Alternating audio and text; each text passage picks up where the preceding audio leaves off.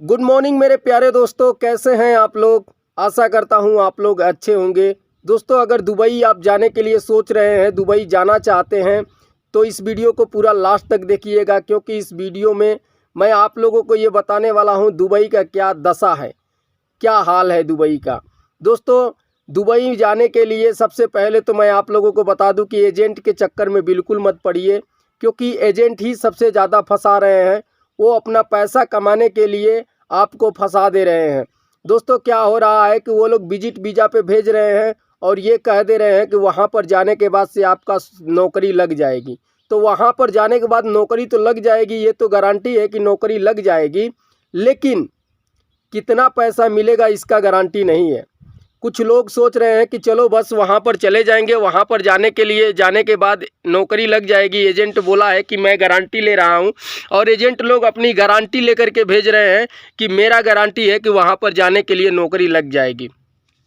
लेकिन गारंटी नौकरी का मत लो भाई, सबसे ज़रूरी है पैसा। वहाँ पर आप जा रहे हो पैसा कमाने के लिए। ऐसा हो जाएगा कि आप जितना इंडिया में कमा रहे हैं उतना भी अगर सऊदी दुबई में जाकर के नहीं कमा पाएंगे तो फिर दुबई जाने से क्या फ़ायदा है। मेरे आंखों के सामने बहुत सारे लोग फंसे हुए हैं। मेरे जान पहचान के बहुत सारे लोग दुबई में हैं और मुझे खबर मिलता रहता है, और मेरे जान पहचान के लोग एजेंट के माध्यम से गए हैं और वहाँ पर जा कर के फंस गए हैं। यहाँ तक कि कितने लोगों का पासपोर्ट भी फंस गया है, क्योंकि काम पसंद नहीं पड़ा है तो छोड़ करके चले आए। तो मैं इसलिए आप लोगों को सचेत करना चाहता हूं कि दुबई जाने से पहले आप लोग एम्प्लॉयमेंट वीज़ा पर ही जाइए, विजिट वीज़ा पर मत जाइए। कितना भी एजेंट कह रहा है कि वहां पर जाने के बाद से आपको काम लगा दिया जाएगा, लेकिन उनके बातों में बिल्कुल मत पड़िए, क्योंकि वो विजिट का तो आपको वीज़ा दे रहे हैं, ऊपर से एम्प्लॉयमेंट वीज़ा से भी ज़्यादा आपसे पैसा ले रहे हैं। तो क्या फ़ायदा होगा। वो लोग पैसा कमाने के चक्कर में जो कि आप लोगों को फंसा दे रहे हैं वहाँ पर ले जा करके। उनका काम सिर्फ इतना है कि वहाँ भेज देना, दुबई भेज देंगे, और दुबई जाने के बाद से आपको किसी कंपनी में लगा देंगे। 700-800 दरहम मिलेगा, इससे ज़्यादा नहीं मिलेगा। बहुत सारे लोग गए हैं जो कि इतना ही मिल रहा है, और किसका 1000 अगर मिलेगा तो उसी में बोल रहे हैं सब कि आपको खाना पीना भी है। तो इसलिए दोस्तों, आप लोग जब भी दुबई जाइए तो सोच समझ करके जाइए, बिना सोचे समझे मत जाइए, और एजेंट के चक्कर में तो बिल्कुल मत पड़िए, क्योंकि एजेंट ही सबसे ज़्यादा फंसा रहे हैं। अभी एक और आदमी गए थे एजेंट के माध्यम से। वहाँ पर जाने के बाद से क्या हुआ कि एजेंट पहले बोला था कि वहाँ पर जाओ और काम की गारंटी मेरा है, बिल्कुल फिक्स लग जाएगा। वहाँ पर जाओगे, जाते ही वहाँ पर काम तुम्हारा लग जाएगा। तो पहले तो वहाँ गए तो 10-15 दिन बैठे थे। 10-15 दिन बैठने के बाद वो लोग क्या करते हैं ना, जिनकी पहचान होती है, कांटेक्ट होता है, वो लोग काम ढूंढते हैं। काम ढूंढ करके फिर उनको लगा देते हैं। और सैलरी कितना था, सैलरी 800 दरहम, 900 दरहम, प्लस उसी में खाना है। तो क्या बचेगा यार। उससे अच्छा तो इंडिया में हेल्फरी करके कमा लेगा। कम से कम यार 20-25 हज़ार भी ना बचे तो फिर अपना देश छोड़ने से कोई फ़ायदा नहीं है। तो मैं इसलिए कह रहा हूँ आप लोगों से, दोस्तों बिल्कुल ध्यान से आप लोग जाइए दुबई जाने के लिए।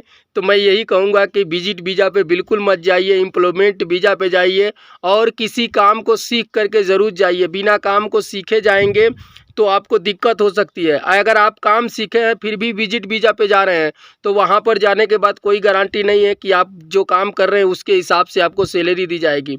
आप यहाँ से कारीगर बन के जाते हैं, वहाँ पर हेल्परी भी कराया जा रहा है, क्योंकि मेरी आंखों के सामने मैं देख रहा हूँ। बहुत सारे लोग बता भी रहे हैं, मेरे करीबी संपर्की लोग जो है कि दुबई में हैं, बहुत ही खास लोग दुबई में हैं, और वहाँ की स्थिति जब बताते हैं तो मैं कहता हूँ यार, उससे अच्छा तो सऊदी अरब ही है। सऊदी अरब कितना भी कम देगा तो 1000 से कम नहीं देगा। अगर 1000 भी आपको सैलरी दे रहा है तो खाना पीना ज़रूर देगा, और वहाँ पर जो है कि कोई खाने पीने की गारंटी नहीं है। तो इसलिए जो है कि आप लोग एम्प्लॉयमेंट वीज़ा पे जाएं, और वहाँ पर जो है कि चेक कर लें अच्छी तरह से। अपने नहीं चेक कर पाएँ तो किसी से चेक करवा लें कि इसमें सैलरी कितना लिखा हुआ है। सैलरी अपना ज़रूर देखें, क्योंकि हम पैसा कमाने के लिए जा रहे हैं, वहाँ घूमने के लिए नहीं जा रहे हैं।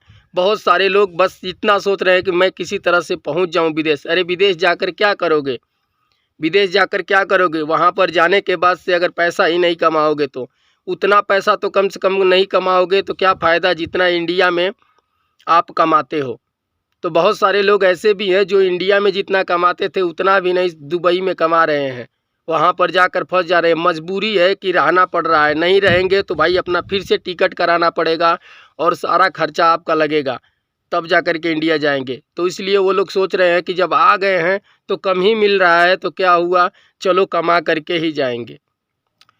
और एक बात और मैं आप लोगों को बता दूं कि दुबई जाने के नाम पर फ्रॉड भी हो रहा है। क्या फ्रॉड हो रहा है कि आपको कहा जा रहा है कि फ्री में दुबई भेजा जाएगा, और फ्री में दुबई भेजने के बहाने आपका मेडिकल पहले कराया जा रहा है। अब मेडिकल कराने के बाद से आपका ब्लड निकाल करके और पैसा भी लग रहा है, खून तो खून जा रहा है, पैसा भी लग रहा है, और आपका कोई भी फ़ोन वोन नहीं आता है। आप फ़ोन करते रह जाओगे, कुछ भी फ़ायदा नहीं होगा। इसलिए अगर कोई कहे कि फ्री में दुबई जाना है, फ्री में दुबई भेज रहे हैं, तो आप उनके बातों में मत पड़िए, क्योंकि वो आपको लूट रहे हैं, आपका पैसा भी बर्बाद होगा, खून भी बर्बाद होगा। इसलिए ऐसे लोगों के चक्कर में ना पड़े। दोस्तों, अगर आप विदेश आना ही चाहते हैं तो किसी काम को सीख लीजिए। अगर काम आप सीख लिए हैं तो आप किसी ऑफिस से जा कर के लगाइए। जैसे कि लखनऊ में भी ऑफिस आपको मिल जाएगा, दिल्ली में भी ऑफिस मिल जाएगा, मुंबई में भी ऑफिस मिल जाएगा।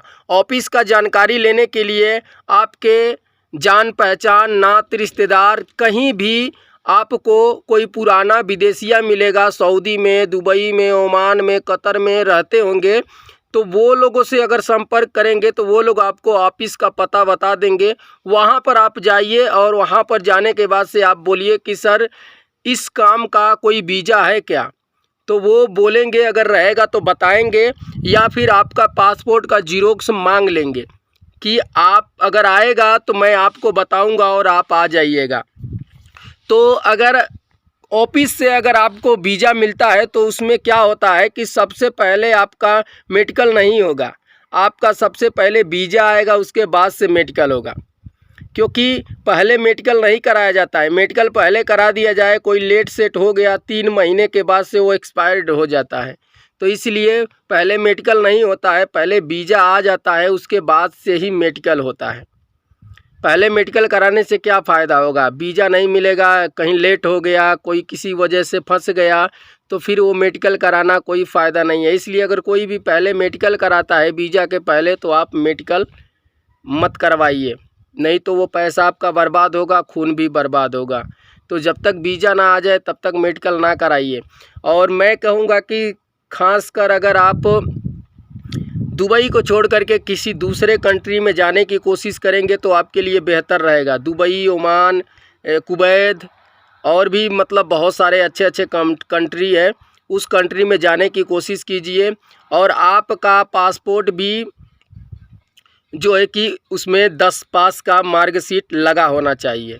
8 पास वाला जो है कि बहुत सारे कंट्री में 8 पास वाला नहीं ले रहे हैं सब। अगर ले भी रहे हैं सब तो सबसे पहले जो लोग 10 पास के मार्कशीट लगाए हैं उनको पहले ले रहे हैं, उसके बाद से आपका नंबर आ सकता है। वो भी बहुत ज़रूरी रहेगा, तभी आपका नंबर आ सकता है, क्योंकि अभी के टाइम में सभी लोग जो है कि 10 पास वाला मार्कशीट लगा करके पासपोर्ट बनवाए हैं। इसलिए जो है कि 8 पास वालों का मुश्किल हो जा रहा है। जो लोग पासपोर्ट नहीं बनवाए हैं उन लोगों से तो मैं रिक्वेस्ट करता हूं कि आप लोग किसी तरह से अपना हाई स्कूल का पहले सर्टिफिकेट बनवा लीजिए, अपना एडमिशन करा लीजिए। एडमिशन करा करके आप लोग जो है कि हाई स्कूल का सर्टिफिकेट ज़रूर से बनवा लीजिए, तभी जो है कि आप पासपोर्ट बनवाइए। नहीं तो उसी वजह से आप अनपढ़ में गिनती होते हैं। लोग देख करके ये कहते हैं कि ये बंदा पढ़ा लिखा नहीं है, इसलिए उनका काम का बहुत ही कम चांस रहता है। अब बताइए कि 4 वीज़ा है, अगर 4 वीज़ा है और 5 लोग जो है कि वहाँ पर गए हैं, तो बताइए सबसे पहले किसको पास किया जाएगा। सबसे पहले जो है कि उसको पास किया जाएगा जो हाई स्कूल का सर्टिफिकेट अपने पासपोर्ट में लगवाया है। तो इसलिए दोस्तों बहुत ही ज़रूरी है हाई स्कूल का पासपोर्ट लगवाना। अगर हाई स्कूल का सर्टिफिकेट आप अपने पासपोर्ट पे लगा देते हैं तो आपका पासपोर्ट ECNR हो जाएगा, नहीं तो आपका पासपोर्ट ECR रहेगा। तो ECR से पता चल जाता है कि कम पढ़ा लिखा बंदा है। इसलिए जो है कि आपका पहले सिलेक्शन होने का कोई चांस नहीं होता है। तो दोस्तों आज का इतना ही जानकारी था, फिर आपसे मिलेंगे किसी अगले वीडियो में। मुझे बहुत ही ज़रूरी लगा कि आप लोगों को ये जानकारी दे दूं। तो दोस्तों चैनल पे नए हैं तो चैनल को सब्सक्राइब ज़रूर कर दीजिएगा, वीडियो को एक लाइक ज़रूर कीजिएगा और दोस्तों फिर मिलेंगे आपसे किसी अगले वीडियो में।